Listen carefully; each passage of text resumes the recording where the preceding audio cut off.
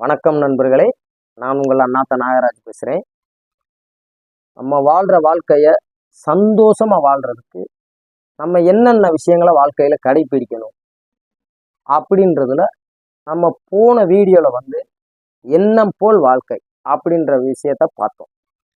இன்னைக்கு நம்ம வீடியோவில் என்ன விஷயத்த பார்க்க போகிறோம் அப்படின்னு பார்த்தீங்கன்னா, விட்டு கொடுத்து வாழ்வது.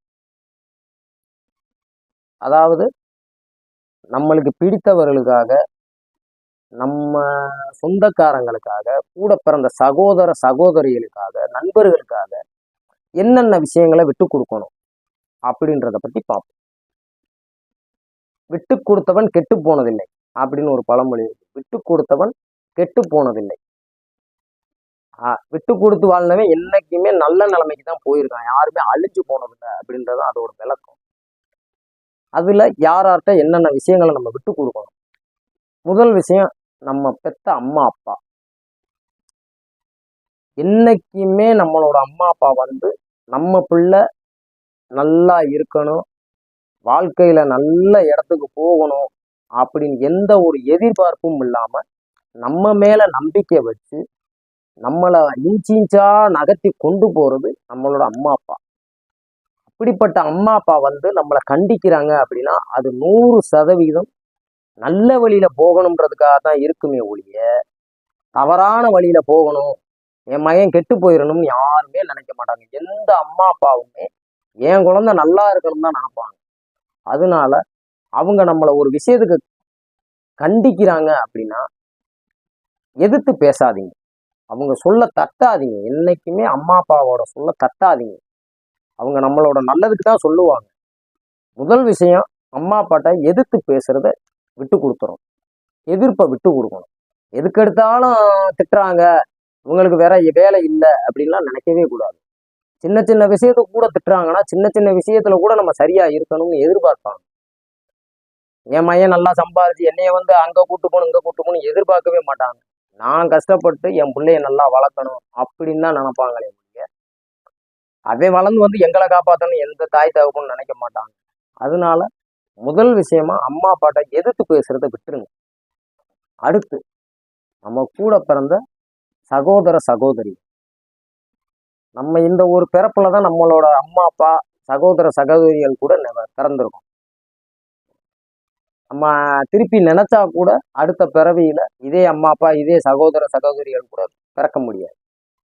அதனால இப்ப வாழ்ற வாழ்க்கையில நம்ம சகோதர சகோதரிகள் கூட சந்தோஷமா இருக்கணும்.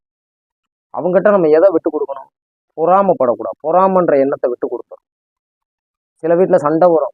அண்ணனுக்கு அப்படி செய்யற, தம்பிக்கு இப்படி செய்யற, எனக்கு ஒண்ணு செய்யல, அக்காவுக்கு அதை செஞ்ச, அண்ணனுக்கு இதை செஞ்ச, இந்த மாதிரி சின்ன சின்ன விஷயங்கள்லாம் இருக்கும்.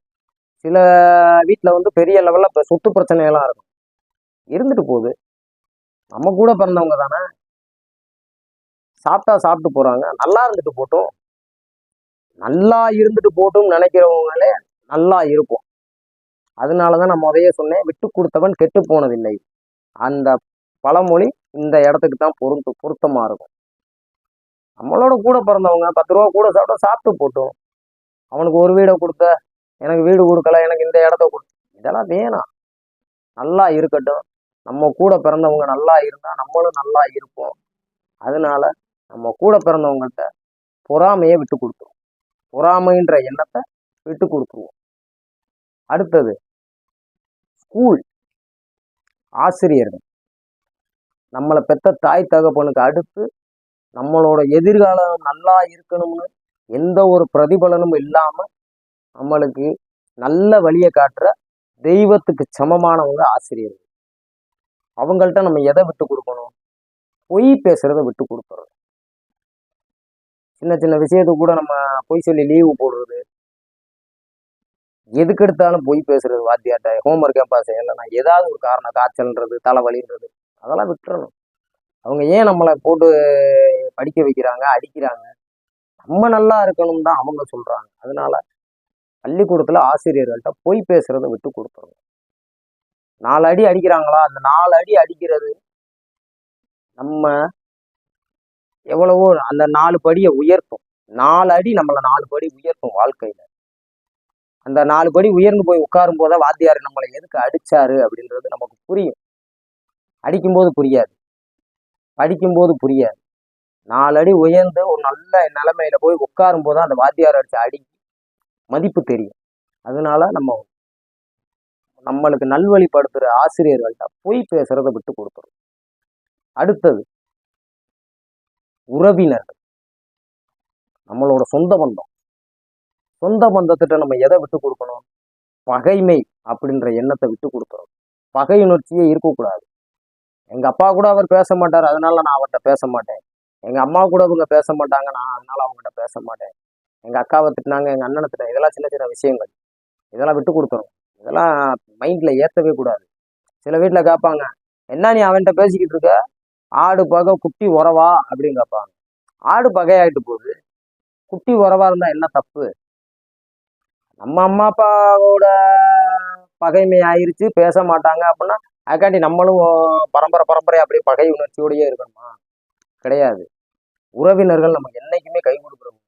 அதனால உறவினர்கள்ட்ட பகைமையை விட்டு கொடுத்துறணும். ஆடு பகையான ஆயிட்டு போகுது, குட்டி உறவா இருக்கணும். நாம் ஒரு குட்டி உறவானாத்தான் அடுத்து வர்ற குட்டியெல்லாம் உறவுல இருக்க முடியும். அதனால உறவினர்கள்ட்ட நம்ம பகைமையை விட்டு கொடுத்துறோம். ஏதோ ஒரு விசேஷம் வைக்கிறோம், பழக்க வழக்கம் இருக்கு அப்படின்ட்டு ஒரு 4 பேர்த்த வச்சு விசேஷம் நடத்த முடியுமா? உறவினர்கள் வந்தா தான் சபை நிறையும். சபை நிறைஞ்சாதான் நம்ம மனசு நிறையும். அதனால கண்டிப்பா நமக்கு தேவை உறவினர்கள். உறவினர்கள் கண்டிப்பான முறையில நமக்கு தேவை. அதனால வாழ்க்கையில என்னைக்குமே நம்மளோட சொந்த பந்தத்தை பகைச்சுக்கிறாது. அடுத்து நண்பன். நண்பன்கிட்ட நம்ம என்னத்தை விட்டு கொடுக்கணும்? ஈகோவை விட்டு கொடுத்துடணும். நம்ம 100 பேர்கிட்ட பழகலாம், 10 பேர் தான் நம்மகிட்ட கரெக்டா பழகுவோம். நம்மளும் 10 பேர்கிட்ட தான் கரெக்டா பழகுவோம். நம்மளோட மனசுல இருக்க பாரத்தை இறக்கி வைக்கிற இடமே நண்பர்கள். அப்படிப்பட்ட நண்பர்கள்ட்ட நம்ம ஈகோவை விட்டு கொடுத்துறோம்.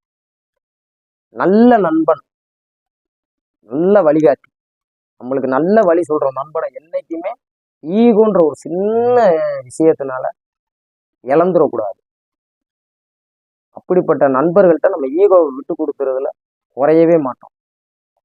இந்த மாதிரி விஷயங்களை நம்ம வாழ்க்கையில கடைபிடிச்சோம்னா நம்ம வாழ்ற வாழ்க்கை சொர்க்கமா இருக்கும்.